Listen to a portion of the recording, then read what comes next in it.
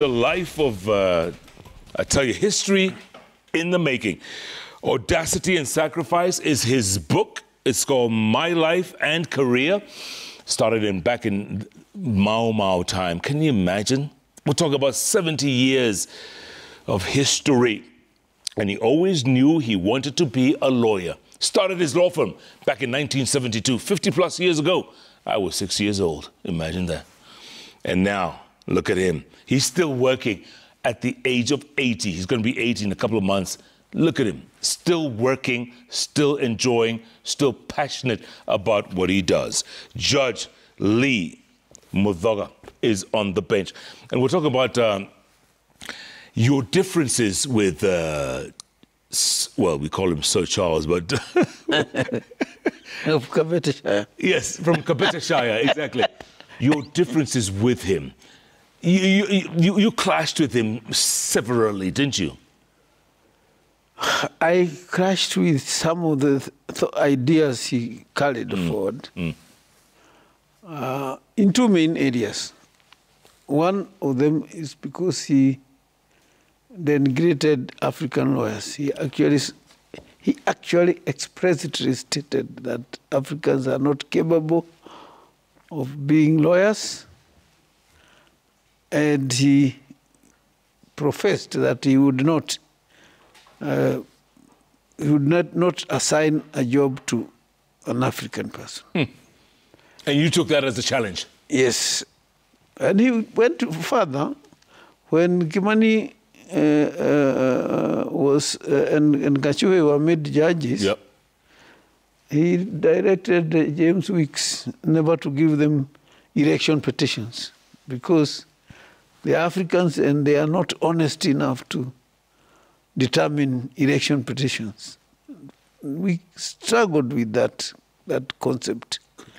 And I personally was in the forefront of resisting that kind of classification. And of course, like you asked me, on one occasion when we went to see him, soon after the East African Court of Appeal became defunct with the community, the wood community. Yep. Yes. Falling defunct. He published a bill to create a court, an appeal court for Kenya, but was drafted such that there are not going to be any court which is really an appeal court, but the Chief Justice will have authority, the power to use the judges, the High Court judges, and appoint them to sit on appeal on any judgment. And we thought that was not correct. We thought it was absurd.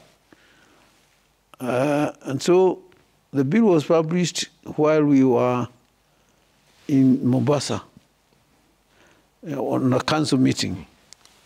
And so when it became known that that's the bill that's been published, we decided to come and protest. And we sought an appointment with him. Appointment was granted, and we actually cut our trip to Mombasa short and flew into Nairobi and went to his office.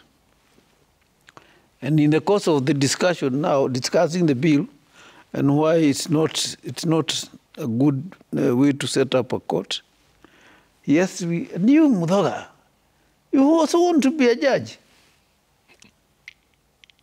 And I said, yes, because if the president looks around and sees a few gray hairs here and decides to make me a judge, I will be a judge. And I would like to be a judge in a court with dignity. As long as anything to do with it, you will never be a judge. And I said, that is correct, sir. You are the Attorney General. I will do what you say I do. When I am Attorney General, you will do what I say. And we ended it there. By the time that conversation was finished, my colleagues had sneaked out. Because nobody wanted to go up against such house. Nobody. Nobody at all. Later on, the trial. Later on, not a trial, I didn't try him. I investigated him in the commission. The commission? Yes. Go on. And the commission, put it in context for us real quick. On the 2nd of August, 1972, you know what happened. 82. 82, sorry, 82. Not 1872. The coup. 82. There was a coup. Yes. And following that coup, there was some fununu. I will call it fununu because nobody ever told me, but it was said by those who would not want to be quoted that Giorgio had something to do with it. Actually, he said Giorgio had something to do with it.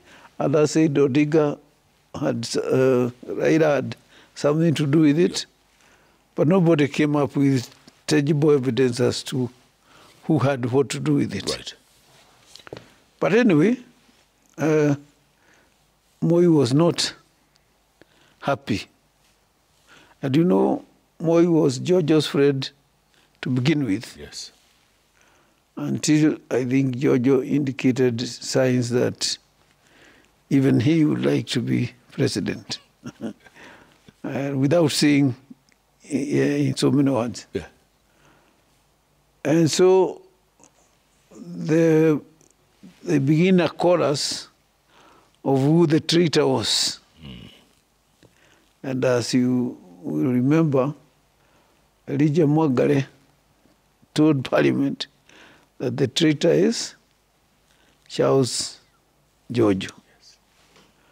And following that, of course, Giorgio resigned and so on and so forth.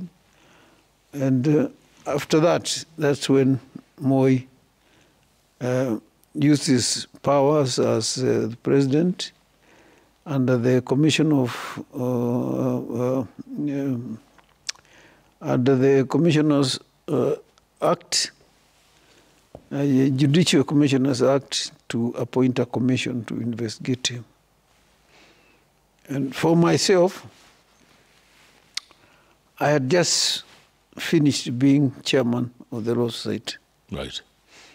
And I had fortunately ended up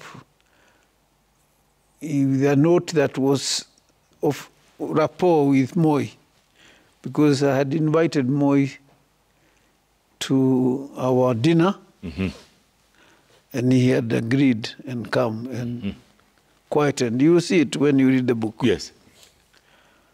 And so one morning I was summoned by Matthew Guy Muli. Yes, Matthew's guy. Who was the third Attorney General after Giorgio left to go and do politics. Yep. Karogo came. Correct. Did a year. Yeah. Got fed up and resigned. Yeah. Camera was then appointed. Giorgio that time was Minister for Legal and Constitutional Affairs. Yeah. And then Camera was also sacked off, and Muri was brought from the court to be Attorney General. And he'd become Attorney General. So I received a message, a call from him, telling me, Muthoga, come to my office.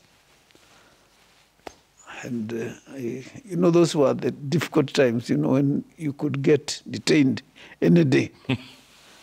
And some people had been detained. Yeah. And I was feeling a bit of water in my stomach. But the Attorney General has called you, so you have to go. Yes. So my partner, Gaturu, Evans Thega Gaturu, was in Thika doing a case. So I called the office of a colleague called Samuel Wadai and told the secretary or his clerk to go to the court and tell Mr. Gaturu to please come back as soon as he can, back to the office. Because obviously there was no mobile phones those days. There was no cell phone. There was no cell phone. Correct. Yes. Yeah. You have to call an office to send a messenger to Mr. Gaturu. Yeah. So Mr. Gaturu came, eventually finished what he was doing, and came straight back. He got in about 12 or 12:30. Then I told him I've been summoned by the Attorney General, and I didn't want to go before you came back, so that at least I give you the keys of the office, and also put you on notice that if I don't come back, you let Mama Jerry know. If I come, I'm not back here by 4 o'clock, tell Mama Jerry that I went to the Attorney General's office. Mama Jerry is my wife. Correct. So I went now to the Attorney General, in the Attorney General's office on Sharia House, down there. And so I was shown a place to sit, and I sat there. While waiting there, I saw Simon Nyachai come in. He went into the office of the Attorney General. After a few moments, I saw Kadia come in and go in. They talked for a while. I'm assuming they were talking. Right. But they went for a while. Yes. And then after some time, the Attorney General came, opened the door. He said, Muthoga, come in. So I got up. I went in. I was told to sit. I was given a seat like this, just there near in his office. He came from his desk and came and took a seat there. Mr. Nyachai and Mr. Kadia also came. And then they told me now, have you seen the notice, Kenya Gazette notice of today? I said, no. He said, well, the President has appointed a commission and to investigate Mr. Honorable former Attorney General Charles Jonjo, and he wants you to be the counsel for that commission. I said, no, please. Oh, then Nyachai said, okay, you want us to tell the President you have refused? I said, no, I have not refused. What I have said is that, well, if I'm going to serve, then I must serve on 2 conditions. One, that I will be the lead counsel in that commission. And 2, that I will be the final, I have the final word on whatever evidence is going to the commission. Oh, that is okay, that's okay. Muthoga, that's okay. You have the final word on that. And you'll be the lead counsel. So there I was. Wasn't it ironic that the same man who told you you would never be a judge as long as he was around, now you're up against him? It is. It's very ironic. Yeah. Was it a tough trial, for lack of a better, was it a tough time that? It was a difficult time. I wouldn't say tough in the fact that the presentation of the evidence or that was not too much for me. Yeah. But he had some good lawyers too. Yes, he had. Right? He had Paul Mutter yes. and Devereaux. Devereaux? Yes, who are both criminal lawyers. Correct. Of standing. Correct. And you had to go up against them? Yes. Well, they represented him. I worked for the commission. Correct.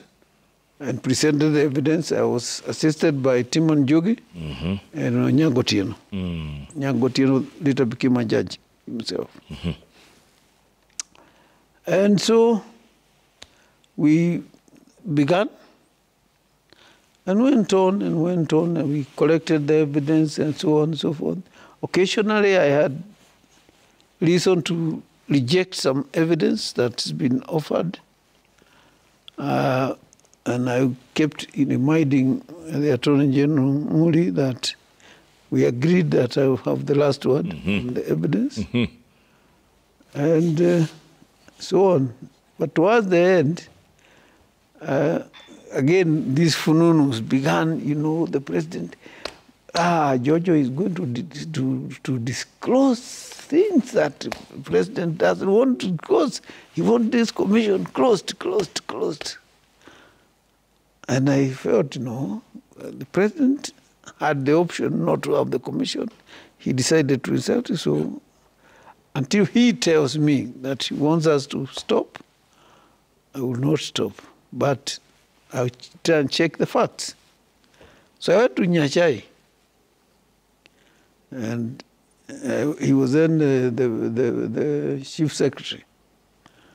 And I asked him, now I hear Mr. Attorney General says that the president wants this commission closed. She said, no, the president has not told me so. And I said, I went off.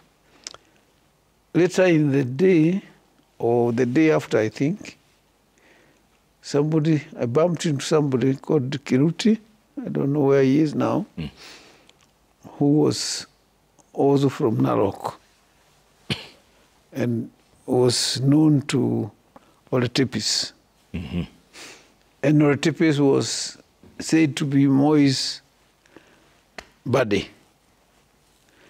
So he told me, let's go to Tepis, you know about it.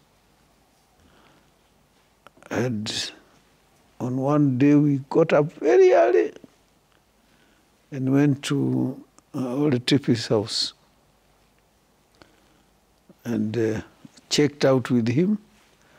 He told us, no, the president has not told him that. But he would check out, and if that is the case, he would let Kiruti tell me, not Kiruti, Kiruti tell me the position. And I was never told to stop the commission, so we went to the end. And in the end, I made a very passionate submission. What did you say? What did you say? Well, I was just describing the hue of personality of Charles Jonjo, a man who says he loves this country and imports Ribena from Europe, who would not round his suits here in Kenya. They have to be rounded in England. And yes, he was patriotic. And a few other things. I can't remember them offhand now. But they are in public domain because this was full recorded. The entire proceedings of the commission was recorded in the Hansard. Yeah. And the newspapers also. People actually were not working because the first thing you go in any office was people reading the proceeds of the day. Of the day. Yeah. And in the end, the commission went, retired to write their finding. They didn't invite me to be with them, so I stayed. But eventually they came back with the report. Yeah. And then Charles Jonjo was pardoned in the end. Yes, which is summarized there. Yeah. There was what you would call 13 counts, yeah, or whatever it is. Yeah. 7 of which were found proved, and the others not proved. But we were expecting something very serious to happen. But after some time, President Moi decided to pardon Charles Mugane George. And the matter ended. Did you think it was a waste of time, all those months that you had spent? I did not think it was a waste of time. And I thought it was a good thing that it had happened because we had known a lot of things that we did not know before. We had unearthed a lot of things. And we had made the civil service very conscious of the need to be accountable. No. What I didn't like, I don't want to say like, but what I didn't quite agree with was that he should just be let to go. I expected he would be tried for those offenses. But of course, as you know, he was also still very, very powerful in the political scene. So Moi might have been not felt so secure to... And also the diplomatic scene. And you know, he was the darling of the diplomatic community. Exactly. Yeah. Tell me something. The highlight of your career, if you can just tell us, what was the greatest achievement of your career? In the practice of law, I think that commission was the highlight. There's nothing that gave me greater pressure than actually executing that commission in the practice of the law. In the judicial service that I have had for the United Nations, my greatest joy was to try those 4 ministers that we tried of the Rwanda government. And I think also understanding the whole situation about what happened to Rwanda. It's something that, again, has not been as faithfully told as it should be. 30 years later. Yes. Right? 30 years later. And I think that period was also part of my most enjoyable period. And now I'm not done with the law, with the courts. That is the courts in this country. And I train mediators, and I want to tell people not to go to court, but bring their disputes they have to mediators to help them resolve them. Because you can resolve your disputes. You and I can resolve our dispute better than anybody else. Yes. And mediators help parties to resolve their disputes. And I've been doing that since 2016, and I'm enjoying it. And you know, what you say is so profound because there's been family, we were talking about this earlier, there's families that have been fighting for 40, 50 years. Yes. Unnecessarily. And they're still in court. Needlessly. Needlessly. Yes. And family members have come and gone, many have died, and they're still fighting. Yes. So these mediators could be the answer. Exactly. They are the answer, and especially because the nature of the conflict, especially in this part of in the central part, or the succession cases I think even in other provinces, courts are not for determining things like succession cases or charges, because they are members of the same family. They are brothers. So if they go to court, they will fight the rest of their lives. But if they mediated the dispute, they would soon agree, this is how we should do it. Yes, we are members of the same family. Your father, like that family that is related to you, one of the principal quarrels was that some were being said they are not wives of that person. Correct. And they have lived with that person and given children with that person. Correct. And there's somebody now there saying, I'm the only wife, and so on and so forth. Those are some of the disputes that can't really be determined by courts. But I'm happy now that even the judiciary itself has recognized that and is telling people to go to the mediators. Cases are going to mediation. They're being screened, and those that can be mediated are being sent to mediators. When you look at our judiciary in general, has it come a long way? Is it on the right track? It has come some way, but it is not yet as free as it should be.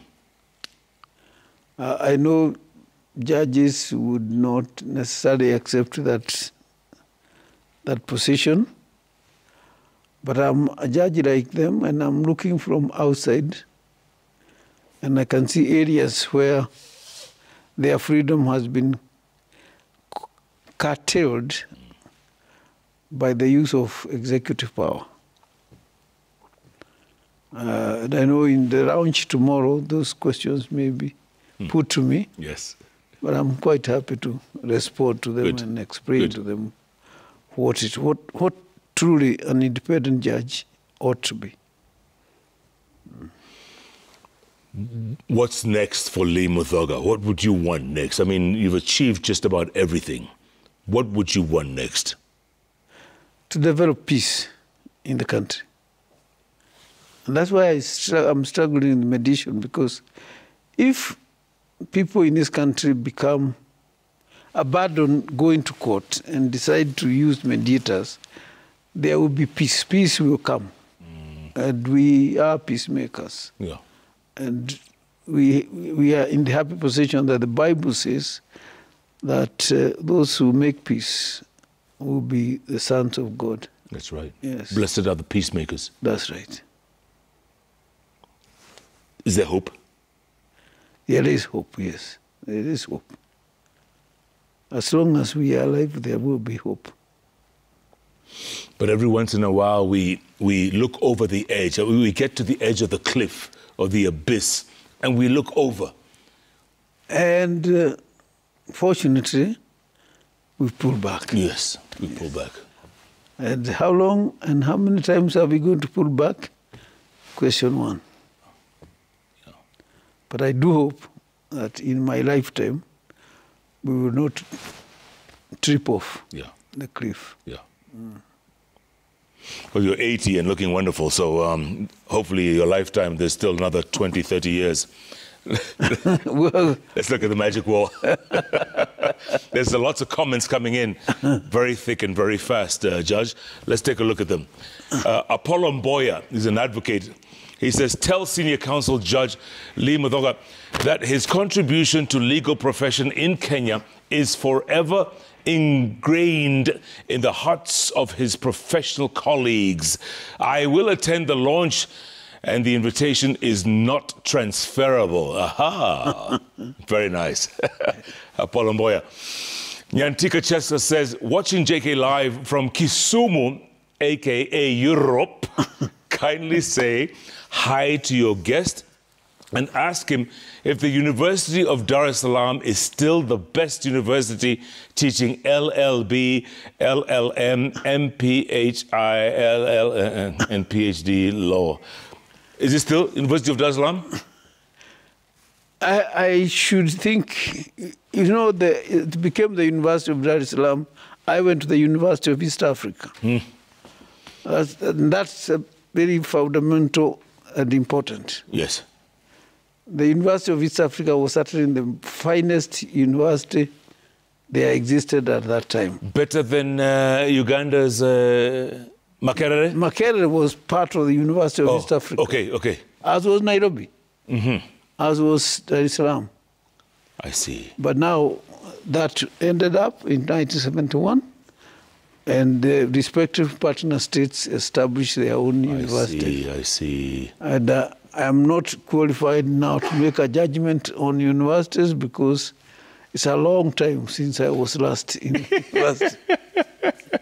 I like you take the. But I wouldn't be surprised if it's still. Kipronomy says, amazing conversation there, JKLIVE. Strong old man. Yeah, very strong, very strong.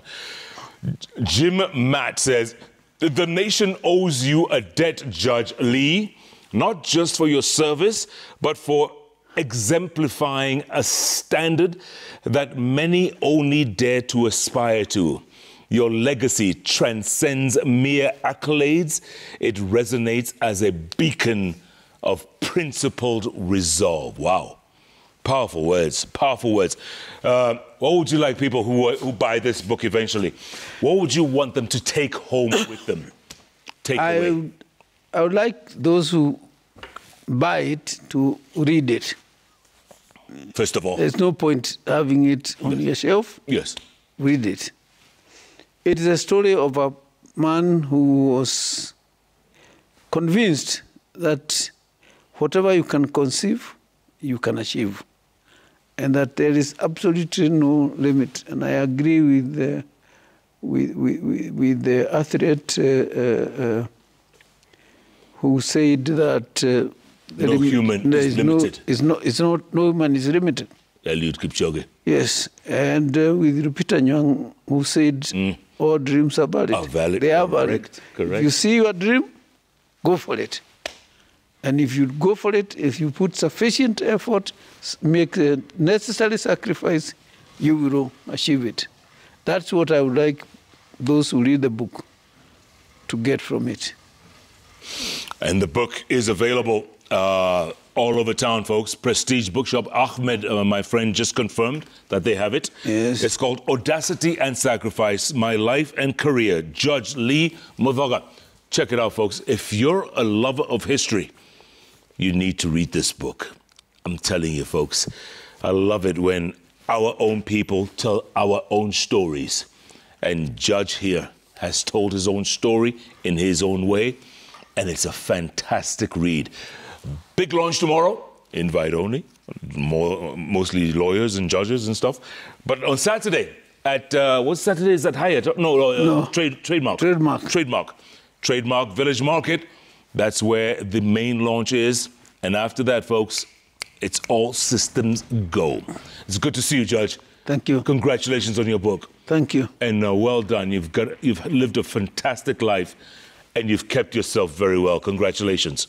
Well done. Thank you. We're proud of you. Thank you. And you know it's going to sell a lot of copies. I hope so. Well done. Yes. Judge Lee Muthoga there. Folks, what a man. What a show. By the way, JK Live is powered by